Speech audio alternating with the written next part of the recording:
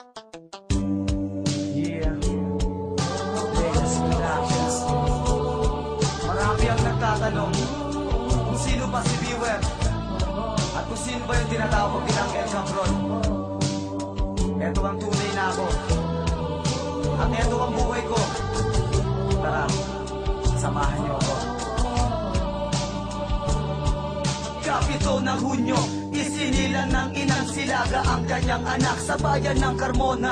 May pamilya na payagan, namumuhay di sagana, kapos balag pa sa pera. Ang munting tahanan ay sinira nang lumisan si ama, aking ina. Hindi masisi maghanap ng katuwang, imbis na makatulong sa amin kami pa sinasaktan. Hindi labis aming hawak kundi sako at subsob sa pagpupulot ng basura. Pampilim bigas ng 1 kilo at paaralan pag nadaanan ay natititigan. Gusto kong maging piloto, balang araw kong inyong pahintulutan. Gusto ko na makaahon ang pamilya ko sa hirap, pero paano gagawin sarili ko hindi mahanap? Sa pagsapit ng gabi, dyan lang ako napapayapa. Tinatanong sa may kapal, bakit pamilya ko nasira?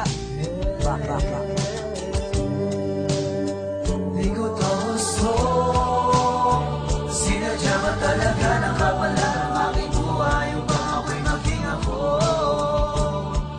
At kung may babalik ko lang ang tamang oras at tamang panahon, gagawin ko ito ang buhay ng isang El Cabron. Pangalawang ama ko'y di ko na matagalan. Ako'y namuhay sa lansangan na may galit sa ama. Sumira ng pangarap ko, tama ko ang kapatid ko. Patawad dahil di ko kayang makisama sa amahin ko. Naging masukal ang aking mundo, alakdamo at nagbato. Di ko inisip may pamilya pa ako nababalikan, at ito natutunan mang lamang upang makasabay sa festeng buhay na sa'kin ibinigay. Ako'y sinilang, ang misyon ko ba'y anong ganap na El Cabron sa kapirasong kantan ko. Marami akong nasaktan, marami rin nabigyan sala. Ang parusa sa kamay nyo, pwede bang Diyos nang bahala? Uuwi din po ako sa tamang panahon, at gusto ko walang luluha sa nakatakdang paghukom. Ang buhay ko maikli lamang at hiram lang sa kanya. Siya lang babawi ng pangalan, Jack Lucero Silaga.